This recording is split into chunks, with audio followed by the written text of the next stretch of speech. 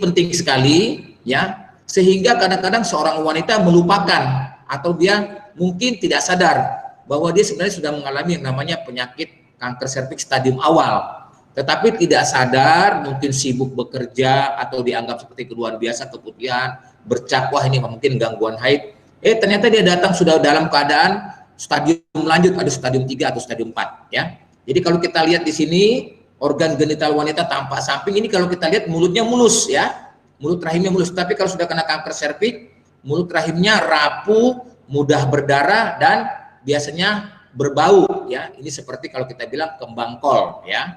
Nah, ini kalau kita lihat dari depan ya, kelihatannya ya dari luar bagus, ternyata di dalamnya rapuh, mudah berdarah. Ini harus hati-hati ya. Nah, kemudian kalau kita lihat ya, menurut penelitian WHO Globokan datanya ya, kanker serviks ini adalah kanker yang nomor 3 seperti saya katakan tadi ya. Jadi 10 tahun pertama penelitian sampai 10 tahun ini masih nomor 3. Dan biasanya kalau kita lihat ini, dari 1,5 juta kasus setiap tahun, hampir mortality atau kematiannya cukup tinggi, yaitu 50% ya. Jadi bisa dibayangkan penyakit kanker serviks itu biasanya setengahnya meninggal. Oleh sebab itu penting sekali yang disebut di sini dengan deteksi dini atau pencegahan ya. Oleh sebab itu setiap wanita yang ada dimanapun ya, kita kader-kader sebagai kader-kader kesehatan, mungkin suami yang lagi menonton, mungkin keluarga, pentingnya screening atau deteksi dini penyakit kanker serviks ya. Nah, apa yang menjadi penyebab dari kanker serviks ya, ibu-ibu, bapak-bapak semua, para pemirsa yang ada dimanapun, sudah menjadi fix bahwa penyebabnya adalah virus ya, yaitu virus jenis human papillomavirus. Jadi bukan oleh karena keturunan, bukan oleh karena anak banyak semata, atau mungkin dibuat orang ya, ditiup-tiup orang ya. Selama saya bertugas di NTT banyak sekali ya mitos, wah dia kanker serviks itu dibuat orang. Tidak. 99% fix sekali bahwa penyebab kanker serviks adalah oleh karena virus, namanya virus human papillomavirus. Nah, virus ini ada 2 tipe ya. Satu tipe yang menyerang menyebabkan kanker, yaitu tipe resiko tinggi, yaitu tipe 16-18. Nah, satu lagi yang menyerang tipe resiko rendah, yaitu 6 dan 11. Ini biasanya berbentuk penyakit kutil atau kondiloma acuminata, atau kalau kita bilang sehari-hari penyakit kelamin jengger ayam ya. Nah, apa yang menjadi etiologi dan faktor risiko kanker serviks? Yaitu banyak sekali ya. Tadi saya katakan bahwa penyebab virus ini ditularkan melalui bisa yang itu disebut dengan bergonta-ganti pasangan ya. Mungkin si laki-laki atau si perempuan membawa virusnya ya ke dalam perempuan sehingga merusak mulut rahim mulut rahim tersebut. Bisa juga oleh karena hubungan seksual dini ya, yaitu mungkin karena seksual dini mulut rahimnya masih muda, di mana terjadi perubahan epitel squamous ke kolumner sangat rapuh ya, metaplasia, sehingga virus mudah dengan masuk.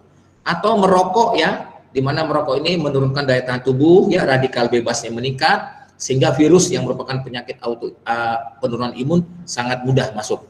Begitu juga dengan bersentuhan. Nah, ini penelitian sekarang bahwa mungkin penggunaan toilet yang tidak bersih, atau pakaian bersama, atau pakaian dalam bersama, atau mungkin megang tangan, itu bisa menyebabkan penularan dari kanker serviks. Tetapi menurut penelitian, biasanya 80-90% adalah multi partner seksual ya, bergonta-ganti pasangan. Nah, ini saya katakan tadi bahwa penyakit kanker serviks ini asimptomatik ya, hampir ya tidak bergejala. Ya, gejalanya biasanya hanya sekitar keputihan ya, tetapi keputihannya ini terus menerus ya. Kadang-kadang ini sangat miss ya, seolah-olah wah saya capek keputihan ya, atau karena mungkin saya aktivitas banyak yang sering keputihan. Bisa juga oleh karena nyeri panggul, penurunan berat badan, dan adanya postcoital bleeding atau perdarahan spontan setelah berhubungan. Ini hati-hati. Kadang-kadang juga ini dikacaukan dengan yang namanya bisa oleh karena gangguan hormonal ya. Wah saya nggak apa-apa, biasa kok kalau haid saya bisa mundur, bisa maju dok. Nah ini sebenarnya hati-hati, bisa aja ini salah satu gejala kanker serviks, yaitu perdarahan spontan atau setelah berhubungan. Nah untuk infeksi virus ini ya, para pemirsa yang saya hormati, saya cintai, kita bersyukur ya, biasanya sering terjadi clearance atau sembuh sempurna. Ingat ya, penyakit ini adalah penyakit virus ya. Jadi kalau virus itu dengan daya tahan tubuh yang baik, dia bisa sembuh sempurna. Biasanya 5-10% yang persisten tetap ya. Oleh sebab itu mayoritas ya pasien ini sembuh dari infeksi virus ya. Oleh sebab itu kita harus hati-hati, jangan mentang-mentang kita sudah sembuh, yakin bahwa biasanya mayoritas sembuh, jadi kita agak sepele untuk pencegahannya ya. Nah kalau kita lihat organ reproduksi wanita ya, ini ya, kita lakukan pemeriksaan in speculo. Nah ini buat wanita-wanita yang ada dimanapun, jangan segan-segan untuk dilakukan pemeriksaan seperti orang melahirkan ya, litotomi, pakai alat spekulum, dilihat mulut rahimnya, ini ada infeksi virus atau tidak ya. Nah kalau kita lihat ini leher rahim normal, ini yang disebut dengan mulut rahim. Infeksi virus ini menyerang yang namanya daerah zona transformasi. Kenapa? Karena dulu ya selnya itu sebetulnya di sini ya, kita sebut dengan squamous columnar lama. Tetapi karena dia ini maju ke depan ya, menutupi epitel kolumner milik serviks. Dulu maaf, ini adalah yang merahnya sampai sini. Cuman karena pertumbuhan umur, hormonal, ini epitel squamous menutupi epitel kolumner yang merah, sehingga ini yang disebut dengan daerah metaplasi atau daerah rawan. Jadi kanker serviks itu kalau kita melakukan pemeriksaan pap smear atau IVA, asam asetat, asam cuka, yang dicocol adalah daerah zona transformasi ini, bukan di daerah yang lain atau vagina. Begitu juga dengan virusnya, biasanya masuk di daerah ini, zona transformasi tersebut. Ya kalau kita lihat virus ya masuk ya, menginfeksi, melakukan perubahan epitel dan merusak ya daripada mulut rahim, sehingga sering disebut dengan perubahan di sini. Jadi setelah ini ada dulu ya, baru dia menyebar ya. Nah oleh sebab itu kalau kita lihat ya, ini histologi naturalnya. Jadi mulut serviks yang sehat, dia terinfeksi virus HPV, ini infeksi ringan, infeksi sedang, dan infeksi berat. Kalau kita melakukan deteksi dini atau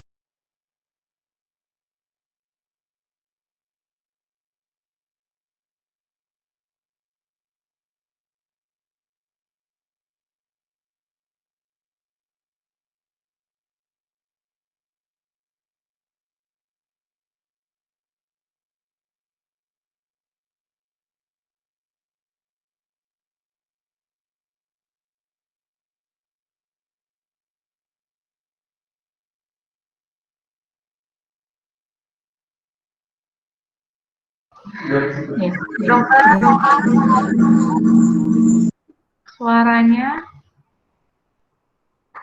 suaranya ke-mute, Dok. Oh, suara beliau ke-mute. Suaranya hilang, Dok. Jadi itu Ya. Kita sedang melakukan oleh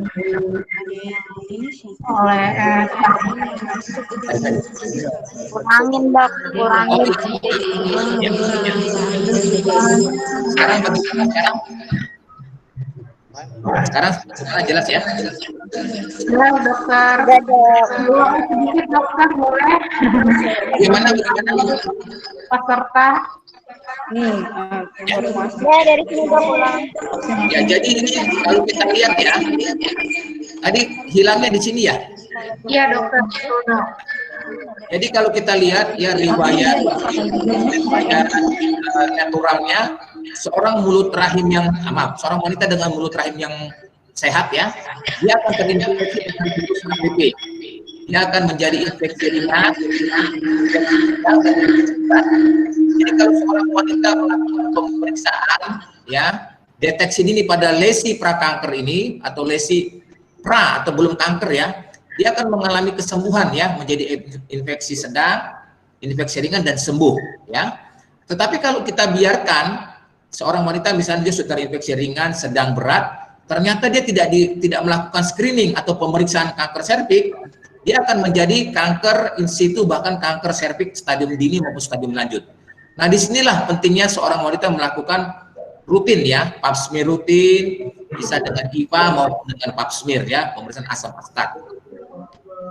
Ya, kalau kita lihat ini ya. Nah, penanganan kanker serviks ini ada beberapa lini ya. Dari mulai pencegahan, kita melakukan edukasi ya, tidak melakukan hubungan bebas, kemudian kita juga melakukan yang namanya cuci tangan, tidak menggunakan toilet secara kotor ya, kemudian tidak menggunakan pakaian bersama, melakukan vaksinasi terutama dan pemakaian kondom vaksinasi. Vaksinasi ini adalah pemberian vaksin pada wanita ya. Kalau sekarang kita ada virus corona, nah sebetulnya virus kanker serviks juga ada vaksinnya, namanya vaksin kanker serviks.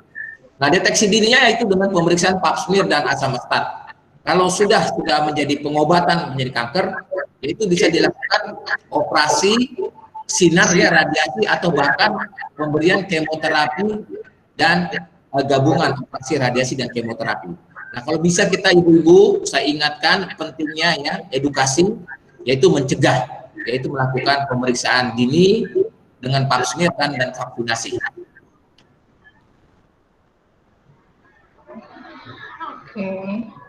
Kapan waktu deteksi dini yang baik ya? Waktu deteksi dini yang baik itu biasanya dilakukan pada ibu-ibu yang sudah menikah ya.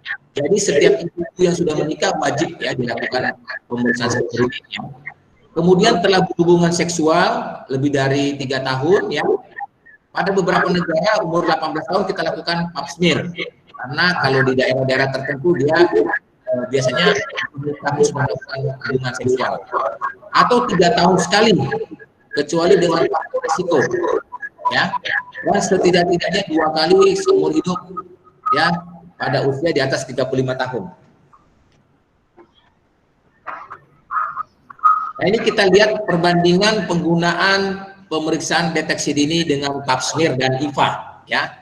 Jadi di Bunda Alia ya sudah ada pemeriksaan pap smear dan pemeriksaan IVA. Nah, bedanya apa, Dok? Kalau bedanya kalau pemeriksaan pap smear ini bisa dilakukan harus dengan ahli patologi anatomi, sedangkan pemeriksaan IVA asam astat bisa dilakukan bidan, perawat, dokter umum pun bisa ya. Untuk biayanya sangat murah ya, IVA itu Rp5.000, sedangkan pap smear tentu lebih mahal. Sedangkan keakuratan kedua pemeriksaan ini cukup sama ya, baik pemeriksaan dengan pap smear maupun dengan pemeriksaan asam astat ya. Hasilnya bedanya kalau IVA ini bisa langsung. Jadi kita lakukan pemeriksaan, hasilnya bisa langsung, sedangkan pemeriksaan pap smear memakan waktu kurang lebih 1 minggu sampai 1 bulan ya. Nah, ini dia ya, bagaimana yang disebut dengan pemeriksaan pap smear. Jadi pemeriksaan pap smear ini mulut rahimnya kita ambil ya, usapannya ya, kemudian kita lakukan pemeriksaan ya dengan deck glass ya. Nanti biasanya dibaca oleh ahli patologi anatomi. Pap smear ini murah, mudah dan tidak sakit ya, efektif. Ini pemeriksaan screening pertama dengan pap smear ya. Yang kedua, pemeriksaan dengan asam astat ya. Asam astat yang digunakan adalah asam cuka ya. Nah, yang dipakai adalah yang tentunya 3-5%. Kalau yang dijual di luar atau kita makan bakso atau buat ikan itu 25% konsentrasinya. Jadi nanti menggunakannya hati-hati, jangan 25%. Nanti wanita bisa kesakitan ya karena asam, karena begitu pekat ya. Nah, kemudian bagaimana pemeriksaan asam astat? Sama, mulut rahim yang mulus nih ya, di tetes diusap dengan asam astat, dia akan berubah menjadi acetoate positif ya, plak positif. Ini pemeriksaan mudah, bisa dilakukan oleh bidan, dokter ahli ya. Jadi prinsipnya ini mudah, murah, bisa dilakukan di puskesmas, di sarana kesehatan, dan memiliki sensitivitas dan spesifitas yang memadai. Kalau ini lihat bahan-bahan atau alat yang digunakan untuk pemeriksaan pap smear ya, sedangkan ini adalah PPT-nya nggak terlihat, Dok. Untuk alat dan bahan IPA cukup sederhana ya, bisa tempat tidur, disekat-sekat, biasanya digunakan untuk screening massal ya. Kita pemeriksaan dengan mohon maaf, PPT-nya Dok, ini sudah kelihatan. Sebentar. PPT-nya. Sebentar ya, ada gangguan teknis. Oke, Dok.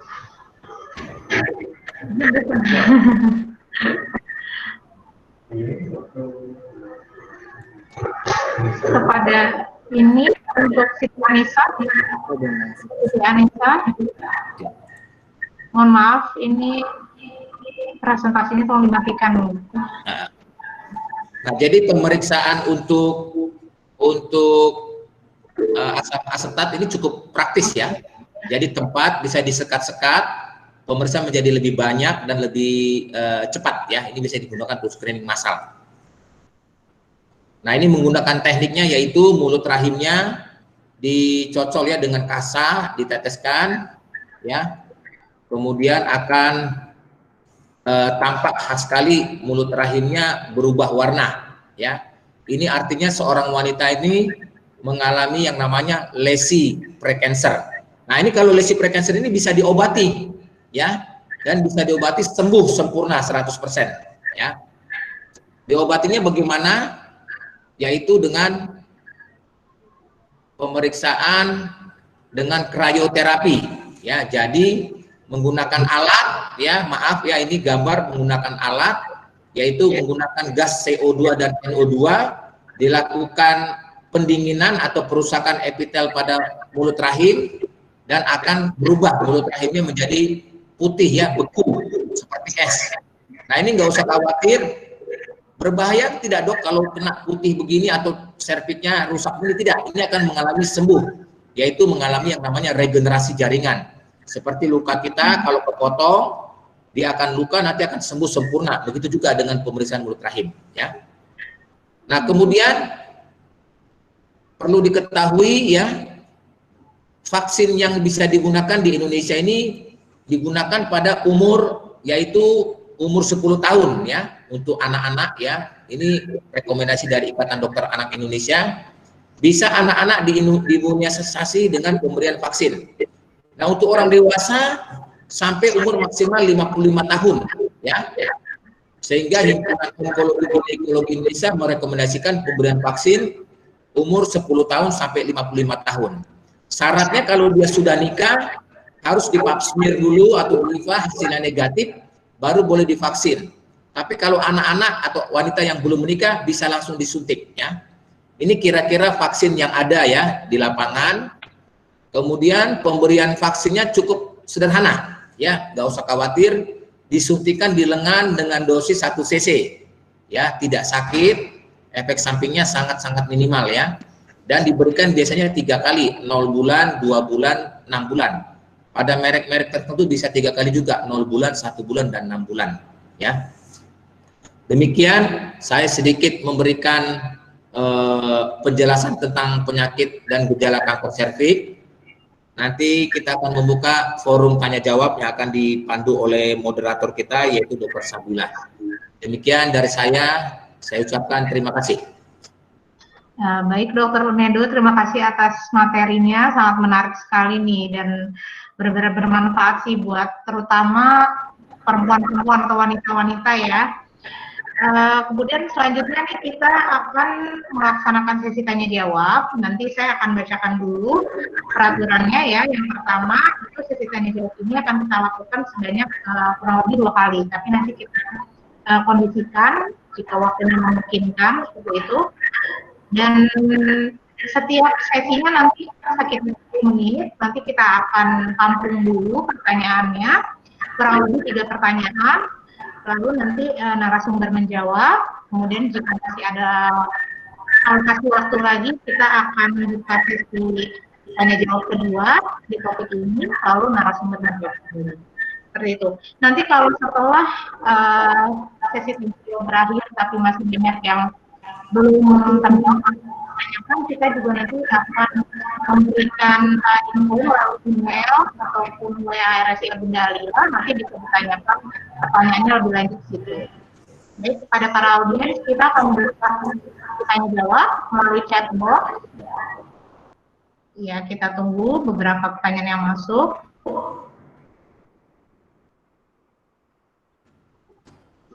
Oke, kita tunggu dulu pertanyaannya. Sudah ada beberapa yang masuk.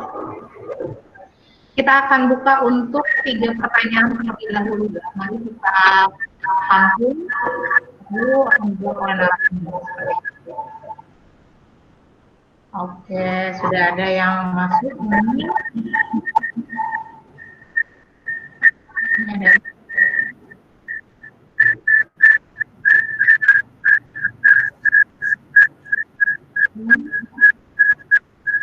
Oh, sudah bisa ya.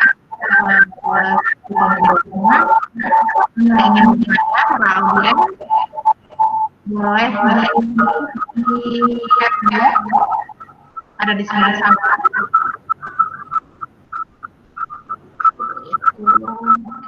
Untuk sementara kita tampung melalui chat dulu ya. Jadi untuk secara langsung nanti dulu, karena untuk menghindari tabrakan suara sebetulnya melalui chat. Oke, sudah ada yang masuk ini. Saya bacakan. Nah, ini mungkin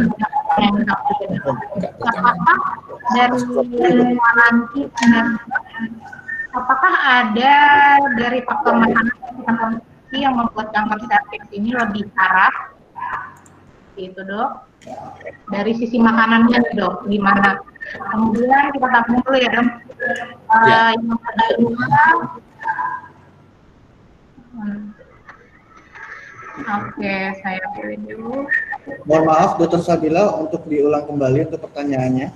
Oke, ini dari Ibu Waranti 90. Apakah ada dari faktor makanan yang kita konsumsi gitu ya, membuat kanker serviks menjadi lebih parah?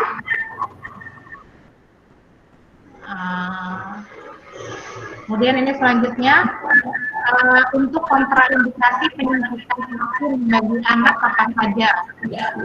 Tadi boleh untuk anak kan ya, Dok, ya, dari umur 10 tahun. Nah, ini kalau mau diberikan kepada anak ada kontraindikasi enggak? Kemudian yang ketiga, oke, ini mengenai usia ya, untuk usia pemberiannya.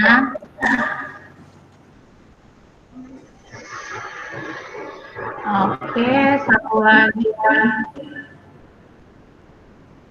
ini masih kita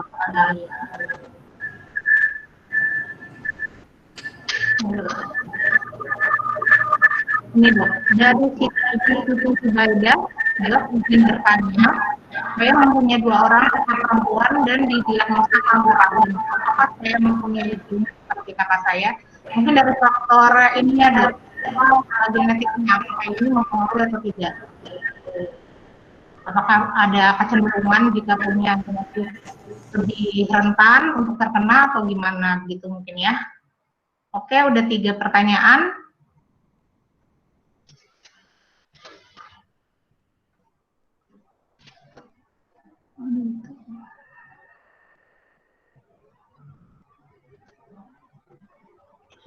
Mohon maaf, Dokter, suaranya, Dok, masih Oke, jadi pertanyaan pertama, apakah ada faktor makanan yang membuat penyakit kanker serviks menjadi lebih parah? Ya, Dok, betul. Ya. Jadi tidak ada ya. Selama makanan itu menjadi sumber ya protein, mineral ataupun vitamin, dia tidak akan memperparah. Mungkin malah mencegah penyebaran kanker serviks menjadi lebih berat ya. Jadi makanan bergizi sangat penting pada orang yang penderita kanker serviks. Dan tidak ada makanan yang menyebabkan kanker serviks menjadi lebih parah ya, itu yang pertama. Yang kedua, berapa bulan ya jeda waktu untuk yang dibutuhkan untuk seorang pap smear dan suntik HPV ya. Jadi kalau seorang wanita sudah melakukan screening HPV, screening kanker serviks ya, menggunakan pap smear boleh, kemudian pemeriksaan asam astat boleh, atau pemeriksaan yang lebih canggih ya, pemeriksaan DNA HPV boleh. Misalnya hasilnya keluar negatif ya, itu bisa langsung suntik virus HPV, virus vaksin HPV. Ya, bisa suntik vaksin HPV. Jadi langsung saat itu juga. Kemudian pertanyaan ketiga, apakah ada kontraindikasi ya penyuntikan vaksin bagi anak ya? Tidak ada. Jadi biasanya vaksin ini sangat aman ya. Jadi efek sampingnya sangat kecil. Menurut literatur itu tidak terlalu bermakna ya. Paling rasa nyeri, agak demam sedikit. Biasanya aman Bu untuk anak-anak. Yang keempat, pertanyaannya adalah faktor genetik, Dok. Faktor genetik ya. Ya. Untuk terjadinya kanker serviks ya. Sampai saat ini belum ada. Jadi kalau penyakit yang genetik itu yaitu jenis penyakit kista atau kistoma ovari atau penyakit pada ovarium.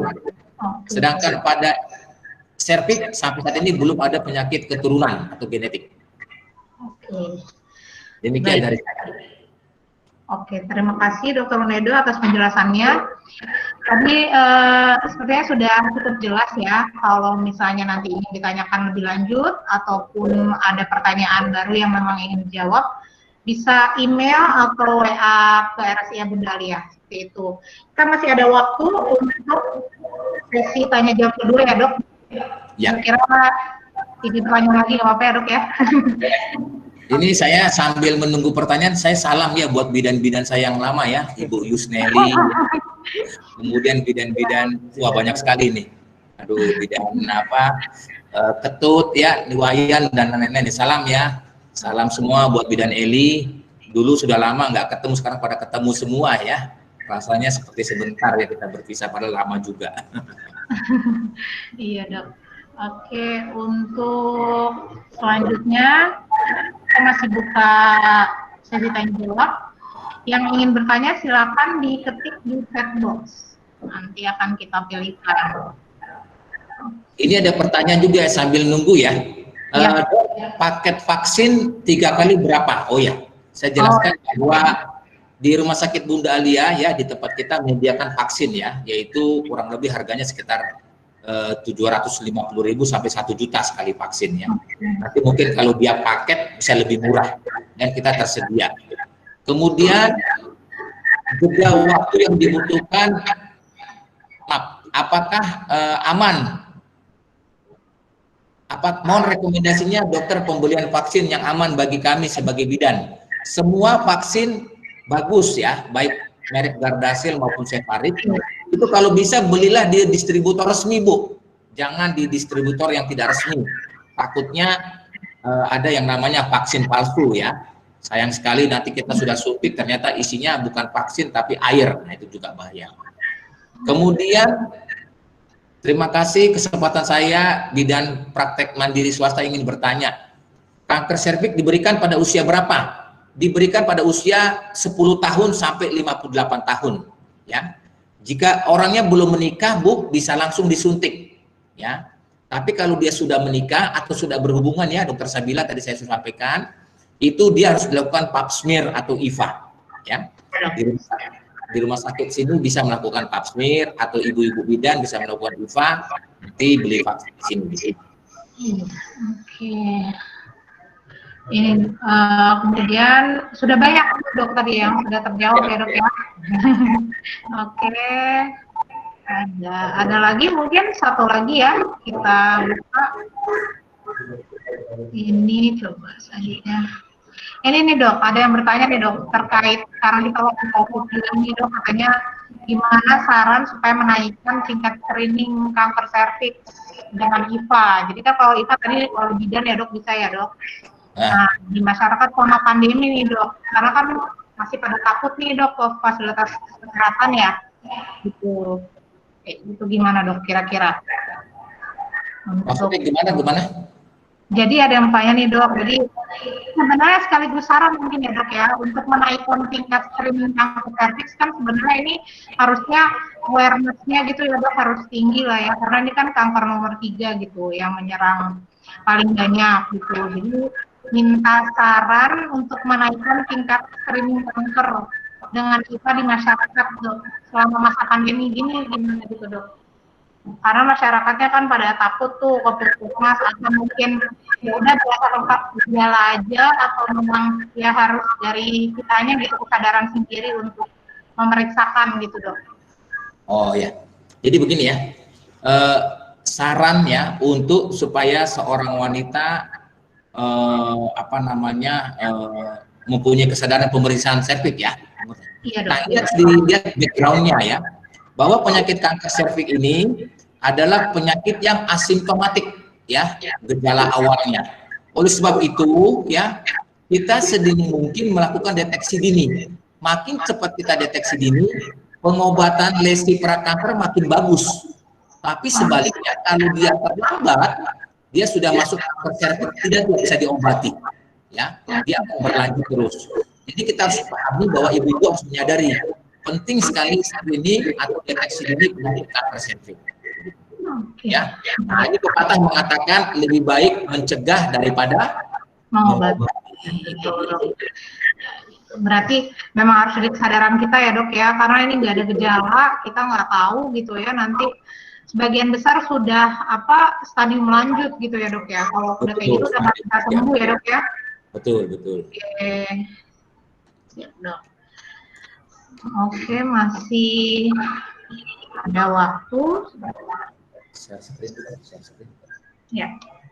Mungkin satu lagi ya dok, gimana dok? Ini ada yang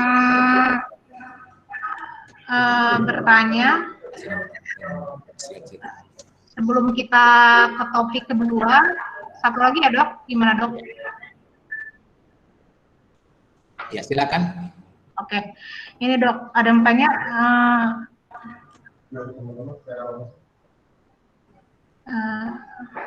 Kenapa pertanyaannya?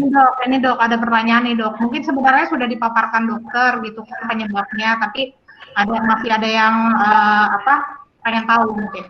Dok, apakah lahiran normal bisa juga menyebabkan kanker? Karena banyak yang mengatakan bahwa kalau masih ada sisa belum bersih lahirannya gitu bisa menyebabkan kanker gitu dok. Gimana ya, dok? Jadi bagus sekali pertanyaannya. Apakah orang yang melahirkan, baik melahirkan normal atau melahirkan sisa, itu ari-arinya bisa menyebabkan kanker? Sebetulnya bisa, tapi bukan jenis kanker serviks, yaitu kalau kita bilang dalam tubuh wanita tersebut masih ada yang namanya tropoblasnya. Jadi kita bilang sebagai penyakit tropoblas ganas. Nah, penyakit tropoblas ganas itu bukan semata-mata disebabkan karena ari-ari yang tertinggal, bukan. Tetapi karena pertumbuhan hormon human choriogonadotropinnya itu bertumbuh berlebihan di dalam rahim. Oleh sebab itu, ya, jadi oleh sebab itu setelah melahirkan, ya, setelah kuret atau setelah keguguran harus terus kontrol untuk melihat apakah rahimnya sudah kembali normal atau tidak. Tapi biasanya kalau orang melahirkan ari-ari tertinggal, dia bukan karena sakitnya, bukan karena adanya kanker, karena ari-ari tertinggal, bukan, karena bisa infeksi atau perdarahan. Jadi ari-ari yang tidak bersih menyebabkan infeksi atau perdarahan pada rahim. Ini dikenal dengan istilah endometritis. Oke dokter, terima kasih banyak nih dok, penjelasannya juga jawaban dari dokter itu benar-benar sangat jelas sih menurut saya. Pertanyaannya banyak banget sebenarnya, cuma karena kita keterbatasan waktu jadi belum bisa semuanya jawab, tapi semoga besar sudah terjawab ya dok. Ya, jadi mungkin kalau ini saya kasih sedikit nomor telepon dari saya. Jadi misalnya ada yang mau nanya atau mau konsultasi, kami persilahkan bisa menelepon ke saya Dr. Unedo 0812237874. Saya akan berusaha menjawab setiap pertanyaan yang mungkin masih belum jelas ya. Kemudian juga kalau ada konsultasi di bagian kandungan, obstetri dan ginekologi, kami atau saya dengan senang hati berbagi, melakukan sharing untuk setiap kasus-kasus yang ada. Terima kasih. Oke, terima kasih banyak pada Dokter Unedo. Mohon maaf karena kita keterbatasan waktu, jadi kita akhiri dulu sesi pertama. Terima kasih atas waktunya pada Dokter Unedo, dan juga materinya ini benar-benar bermanfaat banget buat kita semua ya. Gitu. Oke. Kemudian ini untuk para audiens yang pertanyaannya masih belum bisa terjawab, tadi bisa langsung ke Dr. Unedo ataupun melalui email dan WA nanti Bunda Alia. Kita juga terima melalui situ, nanti kita bantu jawab seperti itu. Oke. Baik dokter, terima kasih banyak dokter sudah menyampaikan untuk waktunya dan ilmunya. Terima kasih dokter. Terima kasih. Selamat siang semua. Salam sejahtera untuk kita semua. Selamat siang dok. Halo. Ya, selanjutnya kita akan ke topik kedua. Jadi topik kedua ini, oke, ini sudah bergabung dengan kita. Ya, jadi untuk topik kedua ini mengenai anak ya. Jadi judulnya adalah pentingnya imunisasi bagi anak, akan disampaikan oleh narasumber kedua kita yaitu Dr. Lestri Fibriani, spesialis anak. Terima kasih sama-sama terima kasih semua yang sudah mendengarkan. Semoga bermanfaat untuk para pemirsa, bidan-bidan dan seluruh wanita yang ada di Indonesia dimanapun. Salam sejahtera. Shalom. Ya, terima kasih dokter. Oke. Ya, selanjutnya untuk topik kedua mengenai imunisasi. Jadi pentingnya imunisasi bagi anak akan disampaikan oleh narasumber kedua kita yaitu Dr. Lestri Fibriani, spesialis anak. Beliau dokter spesialis anak praktik di Rumah Sakit Ibu dan Anak Bunda Alia Depok. Seperti itu. Oke, sebelumnya mari kita paparkan dulu kurikulum kita Dr. Lestri. Boleh ditayangkan.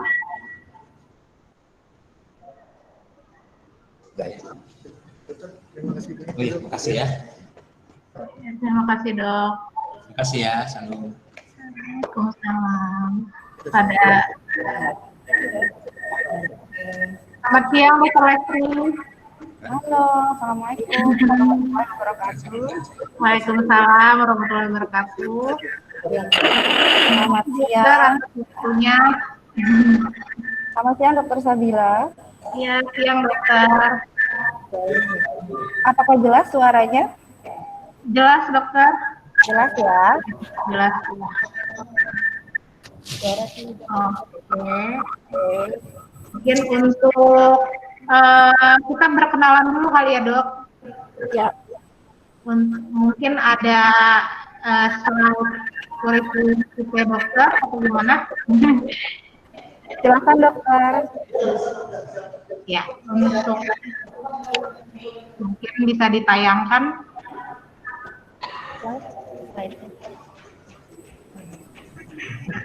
Slide-nya yang ini yang baru.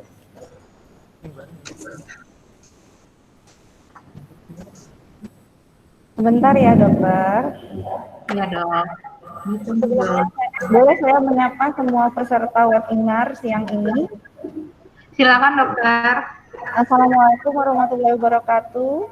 Waalaikumsalam warahmatullahi wabarakatuh. Selamat siang semua peserta webinar pada siang hari ini. Saya berharap kita semua dalam keadaan sehat, diberi kesehatan dan dihindarkan dari COVID-19. Amin, amin. Dari kita kok. Ya udah, kaget.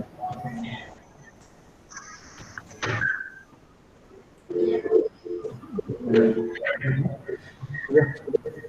Sama-sama. Ini sudah langsung slide materinya ya dok? Kenapa? Ini sudah langsung slide materinya berarti dok ya? Oh iya.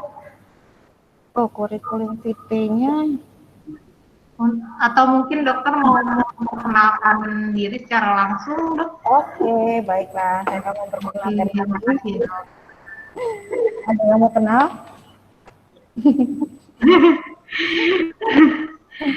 Silakan dokter.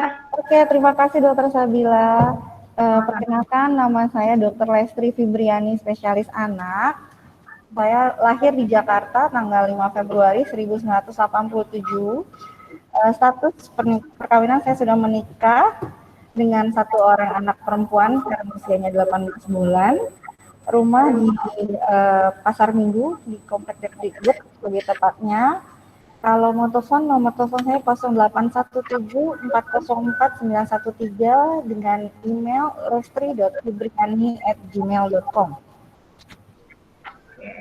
Saya menyelesaikan pendidikan SD sampai SMA di daerah SD SMP di Cijantung, tepatnya di PB Sudirman, SMA di Depok, SMA 1 Depok, dan pendidikan dokter serta spesialis di Fakultas Kedokteran Universitas Andalas. Ya. Saya cukup sekian, Dok. Oke. Selanjutnya mau saya lanjutkan aja, Dok. Saya lanjutkan ya, Dok ya. Oke. Supaya sama nih, Dok. Tadi kan Dokter Unedo juga riwayat pekerjaannya gitu, Dok. Maaf, Dok. Iya, Dok. Ya. Kedengar ya, Dok ya. Kita mulai. Oke, kalau gitu untuk selanjutnya langsung kepada materi aja deh kalau gitu ya. Oke, Dok. Oke, ya kepada Dokter Lestri, waktu dan tempat dipersilakan. Oke. Terima kasih Dokter Sabila. Selamat siang. Pada kesempatan saya kali ini, saya pertama-tama saya ingin mengucapkan terima kasih kepada Bunda Alia yang telah memberikan saya kesempatan untuk sharing, untuk berbagi ilmu dengan peserta webinar semuanya. Terima kasih kepada Dr. Yanwar Rajat, SPOG Mars PhD, dan Dr. Siti Hodijah, juga semua tim yang telah bersusah payah agar webinar ini terlaksana. Oke. Pada kesempatan siang ini saya akan sharing tentang imunisasi pada anak. Ini dari slide-nya, karena saya anak spesialis anak, jadi kita harus ceria ya. Betul, Dok. Ya, pertama-tama terminologi atau istilah. Banyak yang bilang imunisasi, vaksinasi sama atau tidak sih? Nah, imunisasi itu adalah proses menimbulkan imunitas atau kekebalan pada tubuh. Imunitas bisa secara aktif, didapat secara aktif atau secara pasif. Nah, imunitas yang aktif ini adalah disebut vaksinasi. Sedangkan imunitas pasif itu disebut imunoglobulin. Vaksinasi merupakan imunisasi aktif dengan pemberian vaksin atau antigen yang dapat merangsang pembentukan imunitas atau antibodi oleh sistem imun di dalam tubuh. Jadi saya harapkan dengan ini tidak ada yang tertukar antara imunisasi atau vaksinasi, atau sudah mengerti bahwa vaksinasi itu adalah salah satu upaya untuk mendapatkan imunisasi atau imunitas di dalam tubuh. Nah, tujuannya apa sih sebenarnya, kenapa sih harus diimunisasi? Pertama, untuk individu sendiri atau seorang anak itu merupakan salah satu upaya untuk pencegahan penyakit. Dari individu akan berdampak kepada sosial. Dengan banyaknya anak yang diimunisasi, otomatis terjadi penurunan angka kesakitan dan kematian akibat penyakit-penyakit yang sebenarnya bisa dicegah dengan imunisasi. Kemudian dapat juga memutus rantai penyakit. Nah, berdampak lagi terhadap negara adalah mengurangi beban negara untuk yang tadinya mungkin biaya negara bisa dibebankan untuk pembangunan daerah atau pembangunan ini, kalau banyak anak yang sakit atau banyak penyakit seperti KLB, otomatis negara akan berpindah anggarannya untuk mengobati penyakit tersebut atau mengatasi KLB tersebut. Nah, selain itu kita mengharapkan adanya cakupan imunisasi yang tinggi, kalau bisa lebih dari 80%, agar tercapainya herd immunity. Pernah dengar nggak? Akhir-akhir ini kayaknya sering juga ya di TV ya, mendengar herd immunity. Iya, betul, Dok. Ya, atau yang sudah dengar ya, Dok ya. Ya, atau imunitas atau kekebalan kelompok. Nah, itu jika 80% anak mendapatkan imunisasi, maka 5-20% anak yang tidak terimunisasi juga akan ikut terlindungi. Tapi semakin sedikit anak yang tidak diimunisasi, otomatis si virus atau bakteri penyebab penyakit ini akan mudah menyebar. Nah, itulah tujuan, makanya dibilang akan tercapainya herd immunity. Saya tampilkan ini berupa grafik, saya ambil dari WHO. ini merupakan cakupan imunisasi Indonesia atau National Immunization Coverage dari tahun 1980 sampai 2018, di mana di sini bisa dilihat yang awalnya tahun 80 itu cuma ada BCG untuk 60%, yang lain belum. Semakin lama cakupannya itu sudah mulai meningkat. Sehingga di tahun 2018 terakhir yang data didapatkan, cakupan BCG alhamdulillah sudah lebih dari 81%. DPT untuk DPT 3, kenapa di sini diambil DPT 3? Artinya adalah si seorang anak lengkap mendapat DPT 1 sampai DPT 3 ya. DPT 3 itu dan OPC sebesar 79%, sedangkan untuk campak itu 75%, masih kurang sedikit. Nah ini secara kita lihat pembagiannya dari berbagai provinsi ya. Yang masih kurang itu pada tahun 2018 masih di saudara-saudara kita di daerah timur sana. Masih merah. Yang merah ini kan kurang dari 70%. Sedangkan alhamdulillah yang cakupannya udah, yang biru-biru ini dilihat dalam peta, yang biru ini udah lebih dari 90%. Gitu. Mudah-mudahan nanti ke depannya semua anak Indonesia sudah terimunisasi. Nah, kapan sih imunisasi itu? Kapan aja jadwalnya? Pasti ditanyakan semuanya, dan kita sebagai tenaga kesehatan juga wajib untuk menginformasikan jadwal imunisasi, mengajak imunisasi bagi orang tua agar membawa anaknya untuk diimunisasi. Saya tampilkan jadwal imunisasi berdasarkan rekomendasi Ikatan Dokter Anak Indonesia tahun 2017. Apakah jelas slide-nya? Cukup jelas, Dok. Cukup jelas ya. Mungkin ini udah sering terlihat di mana-mana. Di buku ini ya, Dok, harusnya ada ya, Dok? Ya, bisa di-download juga. Sebenarnya di internet udah banyak tersebar. Ini kita mulai dari yang pertama saat lahir itu adalah pemberian hepatitis B. Hepatitis B yang diberikan setelah pemberian injeksi vitamin K ya pada bayi baru lahir. Kemudian polio itu bisa diberikan saat lahir sampai usia 1 bulan. Pertama kita lihat dulu dari prinsip dasar, kenapa sih gambarnya kok ada yang hijau, ada yang kuning, ada yang pink, ada yang biru. Nah, kalau dilihat dari ini, hijau ini adalah usia optimal seorang anak mendapatkan imunisasi. Dengan yang box kuning, ini adalah jadwal catch up seandainya anak tersebut terlambat atau belum dapat vaksin yang sesuai dengan usianya. Kemudian yang box biru ini adalah booster. Jadwal booster artinya jadwal ulangan vaksin untuk seorang anak. Jadi ada beberapa imunisasi yang memang harus diulang lagi untuk menguatkan respon antibodinya. Kemudian yang pink ini adalah khusus untuk di daerah endemis. Baiklah, kita kembali lagi ke jadwal. Tadi hepatitis B, polio juga hepatitis B dari lahir, kemudian usia 2 bulan, usia 3 bulan, dan usia 4 bulan. Polio juga dari 0, 1, 2, 3 itu dari lahir sampai usia 1 bulan, kemudian usia 2 bulan, 3 bulan, 4 bulan.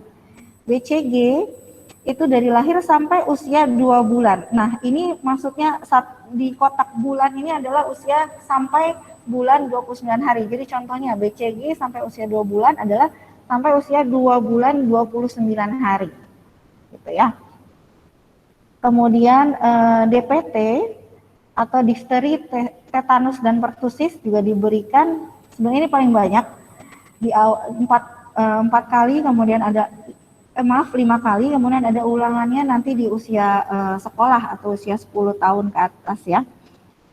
Dan HIB atau Haemophilus influenza B itu diberikan usia 2, 3, 4. Dan alhamdulillah sekarang kita di Indonesia dengan imunisasi yang sebanyak ini tidak perlu, kan banyak ya dok ya, hepatitis B disuntik 1, polio mungkin disuntik 1, DPT 1, HIV 1. Nah, sekarang kita kan sudah ada kombinasi vaksinnya. Ada di mungkin teman-teman bidan yang di puskesmas atau di vaskes tingkat 1 pasti sering ya, Pentabio itu yang isinya ada hepatitis B, kemudian DPT dan HIV.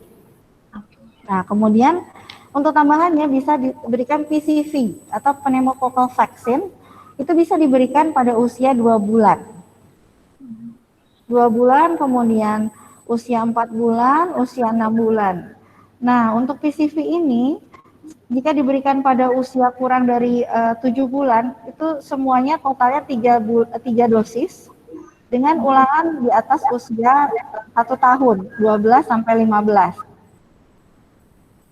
Tapi jika diberikan pada usia, pertama kali diberikan pada usia 7 sampai 12 bulan, misalnya nih baru, saya mau imunisasi PCV, tapi anak saya umur 7 sampai 7 bulan, masih boleh diberikan, tapi dengan dosis 2 dosis, itu sampai dan ulangannya tetap diberikan di atas 12 bulan.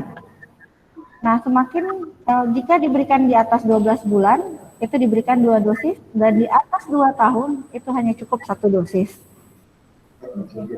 Kemudian untuk vaksin rotavirus ini untuk mencegah beratnya diare, diberikan secara oral atau tetes, namun tetesnya agak lebih banyak sedikit ya daripada polio. Kita diberikan pertama kali bisa usia dosis pertama usia 6 sampai 14 minggu. Nah, ini nih agak berbeda. Kenapa ada putih? Karena dia ada waktu, memang diperhatikan dia tidak boleh diberikan pada usia lebih atau sama dengan 15 minggu. Karena memang belum terdapat uji keamanannya ya. Jadi kalau misalnya ada yang datang telat, misalnya usia 16 minggu, saya mau vaksin rotavirus, kalau dari kita sudah lewat berarti tidak bisa diberikan. Kalau yang lain masih bisa diberikan ya. Kemudian rotavirus ada 2 kali pemberian, ada 3 kali pemberian, tergantung dari jenis vaksin rotavirus yang diberikan. Kalau di Indonesia sendiri terdapat 2 macam, yaitu ada yang monovalen dengan pentavalen. Kalau yang monovalen itu hanya 2 dosis, 1 dan 2, tapi kalau pentavalen itu 3 dosis. Kemudian tambahannya lagi, mulai usia 6 bulan, itu sudah bisa diberikan vaksin influenza ini bedanya adalah saat pemberian atau primary dose di usia 6 sampai 35 bulan atau kurang dari 3 tahun ya, itu diberikan dengan 2 dosis awal dulu dengan jarak minimal 4 minggu, kemudian diulang tiap tahun. Dosis yang diberikan pun juga berbeda. Nah, kalau untuk di atas usia 36 bulan atau lebih, dosisnya lebih tinggi sedikit, sekitar 0,5 cc. Kemudian yang selanjutnya imunisasi campak. Mungkin semua orang tua ini sudah hafal ya, habis DPT, nanti 9 bulan lagi imunisasi campak ya dok. Betul sekali, campak di 9 bulan, nanti ulangannya atau boosternya di usia 18 bulan. Nah, dan satu lagi di usia sekolah ya, biasanya bias ada bias bulan imunisasi anak sekolah. Nah, kemudian MMR atau mumps, measles, rubella. Jadi ini adalah imunisasi gabungan untuk mencegah gondong, mumps, measles atau campak, dan rubella. Nah, jika itu bisa diberikan pada usia 15 bulan. Jadi jika seorang anak mendapatkan imunisasi campak, kemudian mendapatkan imunisasi MMR pada usia 15 bulan, maka dia tidak perlu ada campak ulangan di usia 18 bulan. Gitu. Kemudian di atas 2 tahun, ada lagi imunisasi tifoid. Tifoid yang diberikan dan diulang setiap 3 tahun. Kemudian juga hepatitis A, ini pemberiannya 2 kali dengan jaraknya 6 sampai 12 bulan. Jadi misalnya imunisasi pertama bulan Agustus, kita bisa mengulangnya dosis yang kedua itu dengan jarak 6 bulan setelah bulan Agustus atau bulan Agustus tahun depannya.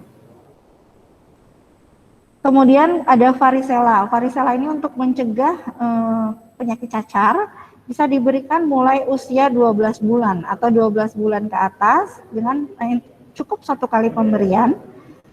Kemudian ada HPV, ini berkaitan dengan tadi disebutkan oleh Dr. Unedo.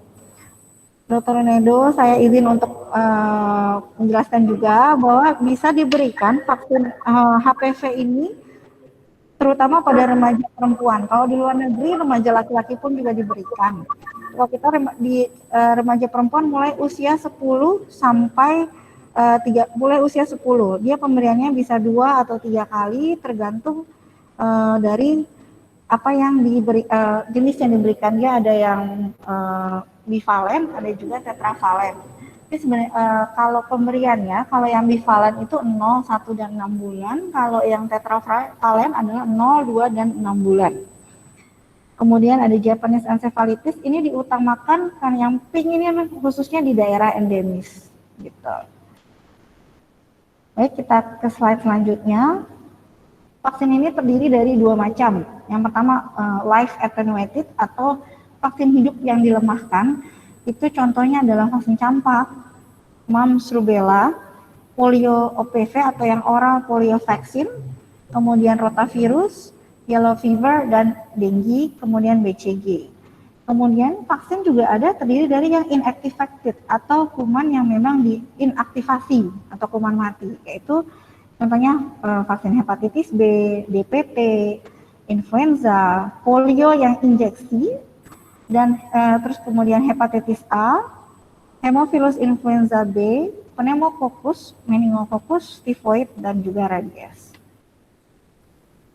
Nah, berikut adalah indikasi dan indikasi kontra vaksin. Kenapa saya tampilkan slide ini? Ini juga untuk kita membuka bahwa terkadang ada masih ada pandangan di masyarakat bahwa ketika anaknya sakit, jadi tidak boleh diimunisasi seperti itu. Ini berlaku untuk semua vaksin ya. Kita lihat dari indikasi kontra dan perhatian khusus itu memang tidak boleh diberikan apabila terjadi reaksi anafilaksis terhadap vaksin. Artinya alergi yang sampai menimbulkan shock atau timbul gejala yang berat. Reaksi anafilaksis terhadap konstituen vaksin, sakit sedang atau berat dengan atau tanpa demam. Nah, yang bukan indikasi atau kontraindikasi untuk dilakukannya imunisasi antara lain ada reaksi lokal ringan atau sedang sesudah suntikan vaksin, demam ringan atau sedang setelah vaksinasi sebelumnya, sakit akut ringan dengan atau tanpa demam ringan, misalnya batuk pilek tanpa demam, sakitnya ringan, itu boleh diimunisasi. Sedang mendapat terapi antibiotik pun tidak menjadi halangan untuk diberikan imunisasi. Masa konvalesen suatu penyakit, nah ini prematuritas. Sering prematur itu dibilang karena prematur belum boleh diimunisasi. Prematur itu bukan indikasi kontra untuk dilakukan imunisasi, kecuali imunisasi hepatitis B yang memang diberikan jika bayi prematur tersebut berat badannya sudah mencapai lebih atau sama dengan 2000 gram. Jadi imunisasi tetap diberikan sesuai usia kronologis atau usia si bayi prematur tersebut. Kemudian terpajan terhadap suatu penyakit menular, adanya riwayat alergi penisilin atau alergi lain non-spesifik atau riwayat alergi dalam keluarga, itu juga bukan indikasi kontraindikasi untuk dilakukannya imunisasi. Ibu hamil dan ibu hamil. Kemudian apa saja sih reaksi yang mungkin bisa terjadi jika seorang anak diimunisasi atau reaksi simpang? Dia dibagi menjadi reaksi lokal, ada reaksi lokal, sistemik, dan berat. Yang lokal itu biasanya timbul nyeri, pasti ya, disuntik pasti sakit. Kemudian 10% bisa terjadi bengkak kemerahan. Bengkak pada suntikan DPT dan tetanus itu sebesar 50%. Dan yang nanti seringnya BCG itu akan menimbulkan scar minimal 2 minggu setelah imunisasi yang nanti akan punya scar. Biasanya sebelum terjadinya scar seperti benjolan, pecah, dan kemudian dia akan menimbulkan scar. Sedangkan reaksi sistemik atau yang bisa dirasakan selain reaksi lokal itu adalah demam, terus anak jadi rewel, irritable. Ada juga pembekakan kelenjar parotis, terutama setelah diberikan vaksin MUMS. Sebesar kurang dari 1% bisa terjadi diare, pusing, nyeri otot setelah pemberian vaksin polio oral, dan juga 5-15% bisa terjadi ruam dan konjungtivitis setelah pemberian MMR dan campak. Nah, reaksi vaksin yang berat adalah kejang, trombositopenia atau trombositnya turun, reaksi anafilaksis yang mungkin bisa sampai sesak nafas. Kemudian ensefalopati, adanya gangguan di otak seperti bisa kejang, penurunan kesadaran. Kemudian ada persistent inconsolable screaming, jadi anaknya sangat rewel gitu. Kemudian ini yang zaman sekarang nih, zaman pandemi COVID nih, gimana sih imunisasinya? Saya tampilkan ini merupakan ada guiding principles for immunization activities during the COVID-19 pandemic dari WHO yang dikeluarkan pada 26 Maret 2020. Ini saya simpulkan bahwa dengan adanya penyebaran global dari virus COVID-19 dan pandemi saat ini, bahwa terjadi adanya gangguan dalam pemberian imunisasi rutin. Jadi ibu-ibu atau orang tua takut bawa anaknya keluar atau imunisasinya nanti aja deh. Nah, tapi dari WHO tersebut sudah menyadari bahwa ada resiko terjadinya atau putusnya pemberian imunisasi. Nah, WHO mengimbau kalau putusnya imunisasi maka akan bertambah rentannya individu atau anak untuk tertular penyakit-penyakit yang dapat dicegah dengan imunisasi. Oleh karena itu tetap dianjurkan untuk memberikan imunisasi kalau bisa tepat waktunya. Sedangkan dari IDAI kita juga mengeluarkan anjuran mengenai pelayanan imunisasi pada anak. Yang pertama, imunisasi harus lengkap sesuai usia, ikuti panduan jadwal imunisasi yang berlaku. Imunisasi hepatitis B0, BCG, polio 0, dan DPT, HIV, hepatitis B1 harus diberikan sesuai jadwal agar anak terlindungi. Kemudian, fasilitas kesehatan mengatur pemisahan pelayanan imunisasi dari pelayanan anak sakit. Jadi contohnya seperti di Rumah Sakit Bunda Alia sendiri, sama dengan Pondok Bambu dengan di Depok ya, bahwa kita memisahkan alur atau ruangan antara anak yang khusus diimunisasi dengan anak sakit, dan jamnya pun juga diatur. Jadi memang mungkin di awal lebih dulu anak-anak untuk imunisasi dibandingkan dengan anak sakit.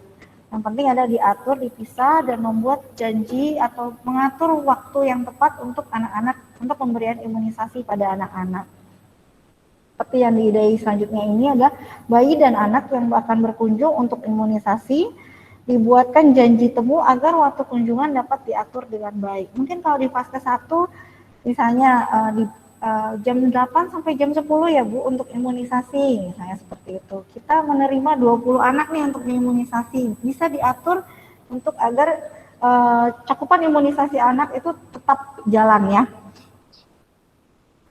Lalu yang penting adalah lakukan proses triase di pendaftaran pasien sehingga dapat dipastikan bahwa bayi atau anak dan orang tua atau pengasuh yang mengantar tidak dalam keadaan sakit atau memiliki riwayat bepergian ke daerah terjangkit COVID-19. Jangan lupa juga mencatat imunisasi yang diberikan dan menjadwalkan kunjungan berikutnya. Jika ragu dan ingin menunda, sebaiknya tetap terhubung dengan dokter atau petugas kesehatan lain. Dan IDAI merekomendasikan bahwa penundaan hingga 2 minggu itu masih dapat ditoleransi. Nah, sebagai kesimpulan, imunisasi memiliki manfaat bagi individu dan sosial, dilakukan untuk mencegah penyakit, dan setiap anak Indonesia berhak mendapat imunisasi sesuai jadwal, dan imunisasi tetap dilakukan di masa pandemi COVID-19 dengan tetap memperhatikan protokol kesehatan ya, dengan stay safe, social distancing. Gitu. Terima kasih dokter. Baik, terima kasih Dr. Lestri atas pemaparan materinya. imunisasi itu pasti harusnya lebih banyak lagi mungkin ya dok pertanyaannya nih. Karena pasti memang di era pandemi gini banyak ini ya, banyak yang nggak mau ke fasilitas kesehatan gitu ya dok ya. Iya. Lambat gitu. Karena itu haknya ya dok ya. Betul. Harus tetap diberikan gitu. Ya. Oke. Baik, kalau kayak gitu kita akan lanjut ke sesi tanya jawab berikutnya. Kita sudah dengarkan tadi pemaparan materi dari narasumber kita, Dr. Lestri. Selanjutnya sesi tanya jawab kurang lebih peraturannya seperti sesi tanya jawab pertama tadi. Jadi kita akan buka kurang lebih 2 sesi. Yang pertama nanti sudah pertanyaan dulu sekitar 10 menit, lalu dijawab narasumber, lalu dilanjutkan ke sesi pertanyaan kedua. Seperti itu. Baik, sesi tanya jawabnya sudah mulai dibuka ya. Langsung di melalui chat box. Oh iya. Oke. Ini yang pertama mana ya? Baik, Dokter Lestri mau langsung pilih dok atau mau saya tuliskan nih dok? Ini udah ada beberapa pertanyaan. Kemarin ya dok. Pertama mana ya? Ini saya tertarik pertama dengan yang terakhir dari Ibu Gusmawati. Yang dok, bila telat imunisasi BCG sudah 3 bulan, apakah harus dimantu dulu dok? Terima kasih. Oke. Terima kasih. Jadi tadi setelah yang saya sudah sesuai dengan jadwal imunisasi tadi, jadi batas pemberian BCG itu optimal memang 2 bulan. Boleh diberikan sampai usia 2 bulan 29 hari. Nah, kalau diberikan di usia 3 bulan atau lebih, tetap kita harus lakukan uji tuberkulin atau uji mantu terlebih dahulu. Gitu. Kemudian, ini nih dok, menarik nih dok nih. Mengenai ini, tadi kan ada banyak macam tuh ya dok, vaksin ya dok ya. Terus ada yang impor juga mungkin ya dok. Ini ada yang bertanya, apakah boleh, bagaimana keefektifan vaksin pertama memakai vaksin tidak panas, kemudian yang kedua dan ketiga pentabio. Mungkin maksudnya yang impor ya dok. Yang mana dok? Maaf, dari siapa? Yang dari Yusneli ini dok. Oh Yusneli. Yang mana? Agak paling pertama sih dok, ada di atas. Oh, oke. Jadi ya, vaksin rotavirus tidak bisa diberikan. Apakah sudah tidak efektif? Sejauh ini tidak dianjurkan karena belum ada dari segi keamanan ya, karena vaksin rotavirus itu kan memang vaksin kuman yang dilemahkan. Jadi kita tujuannya memberikan vaksinnya di atas itu malah menjadi sakit si anak gitu. Satu lagi ya dok. Yang ini dok, yang mengenai vaksinnya itu dok tadi yang pertama, kalau pertama dia pakai yang tidak panas kan ada tuh dok vaksin yang tidak panas ya dok. Oh iya. Sama yang vaksin kedua dan ketiganya pakai yang pentabio gitu dok. Itu efektifnya sama nggak sih dok? Mana sih? Bentar dokter. Yang atasnya dok. Sama-sama efektif. Jadi kenapa vaksin itu ada yang panas, ada yang panas, ada yang tidak panas. Sebenarnya itu adalah perbedaan di komponen vaksin sama DPT-nya ya.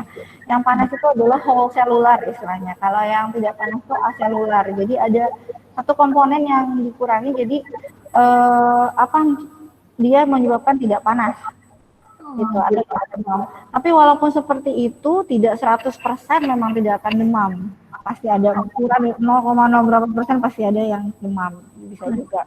Sama-sama efektif keduanya. Pertama dan satu lagi keunggulan vaksin yang tidak panas ini adalah dia sudah terdapat polio injeksi di dalamnya. Gitu. Satu lagi tambahan dari saya bahwa setidaknya seorang anak mendapat 1 kali polio injeksi dalam 3 kali pemberian polio atau dari DPT kan biasanya berbarengan dengan polio ya. Jadi setidaknya dapat 1 kali polio yang injeksi. Misalnya boleh dengan yang tidak panas atau pentabio ditambahkan dengan vaksin polio injeksi yang memang terpisah. Gitu. Baik. Oke, selanjutnya kita pilih dia dok. Banyak banget dok yang Mungkin nggak bisa semua kali dok. Nanti sisanya bisa saya jawab. Yang tadi, sisanya nanti lewat via WA atau email ya dok. iya, yang di bawah maaf sebentar dok. Coba. Oh, ini yang dari Ibu Cahyo Purnantiasa. Oke.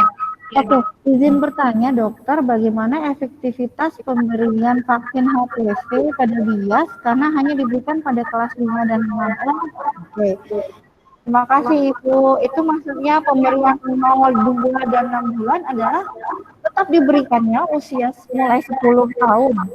Jadi 0 bulan itu adalah ketika kita menunjukkan bahwa pemberian pertama, misalnya di 10 tahun itu adalah vaksin yang 0. Kemudian yang keduanya jarak 2 bulan.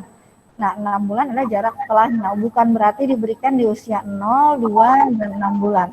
Oke, tadi di jadwal imunisasi itu dia HPV memang udah di ujung-ujung kan jadwalnya. Oke, iya. Oke dok, sudah cukup jelas deh. Ini ada sedikit tadi ini ya dok. Maksudnya kelas 6 ini mungkin Satu lagi kali ya dok ya. ya satu lagi dokter. Yang mana nih ya? Oke, Vivi Utami. Izin bertanya dok, jarak vaksin DPT ketiga ke vaksin campak itu berapa bulan ya? Kemarin anak saya DPT 3 usia 6 bulan, lalu pemberian vaksin influenza itu pemberian setiap tahun itu sampai batas maksimal usia anak kita. Oke.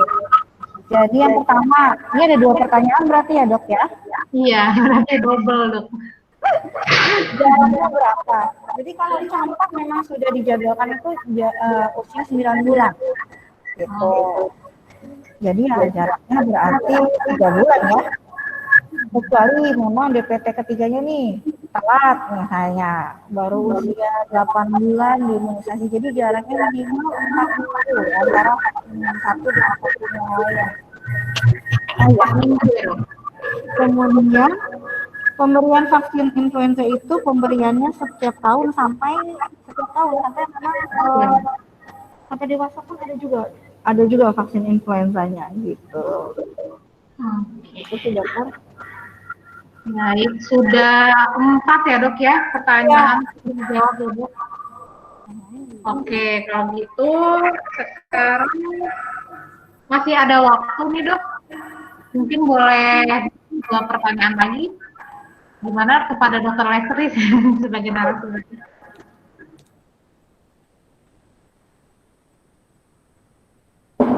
Kita tutup.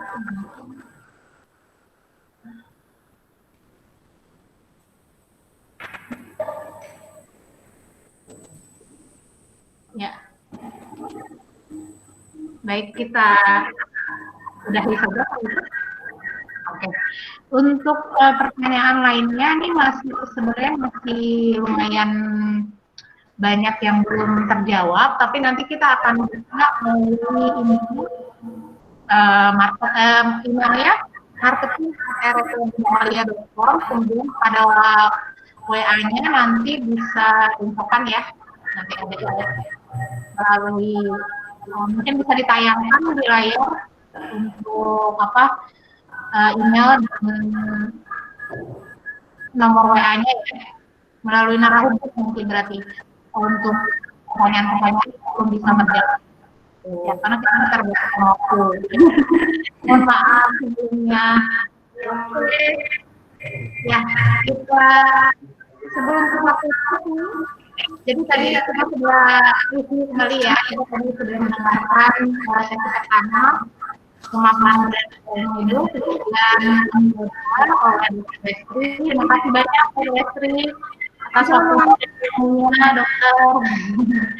Ya, jadi ini videonya sama-sama menarik dan kita selanjutnya akan ke sesi bersama dulu sebelum kita tutup gitu.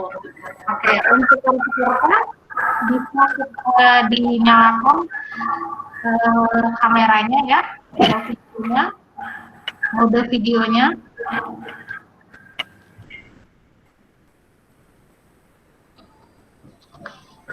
Oke, kita persiapan dulu ya.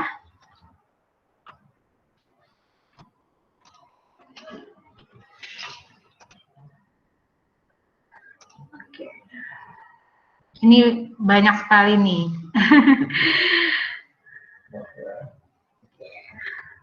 Ya, yuk semuanya kita nyalakan dulu mode kameranya, mode videonya. Oke. Turun lagi. Lanjut. Oke,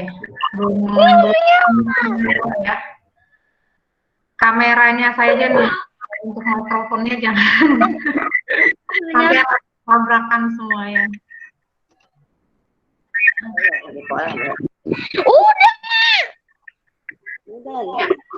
Oke, kita foto dulu ya. Sudah siap ya semuanya? Oke, satu. Belum.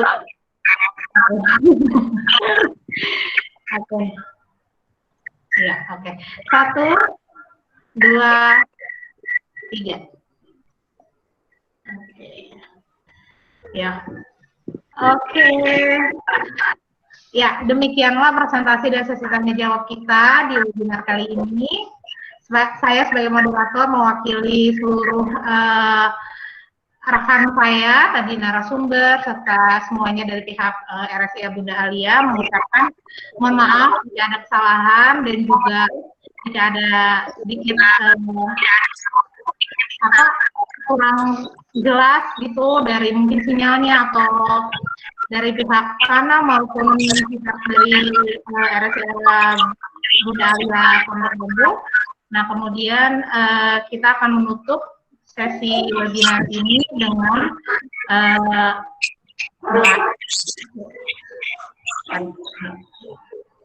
menurut agama dan keyakinan masing-masing.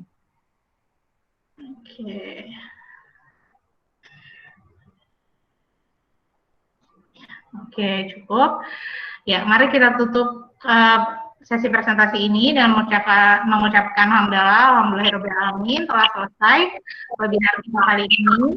Terima kasih dan narasumber sekali lagi atas waktunya dan juga kepada peserta semuanya terima kasih yang telah menyaksikan. Oke, terima kasih dan semoga ilmu yang telah saya terima hari ini bermanfaat. Oke, terima kasih. Assalamualaikum warahmatullahi wabarakatuh. Waalaikumsalam warahmatullahi wabarakatuh. Terima kasih Dokter Sabila. Terima kasih. Terima kasih dokter. Terima kasih. Terima kasih semuanya. Terima kasih dokter. Terima kasih dokter.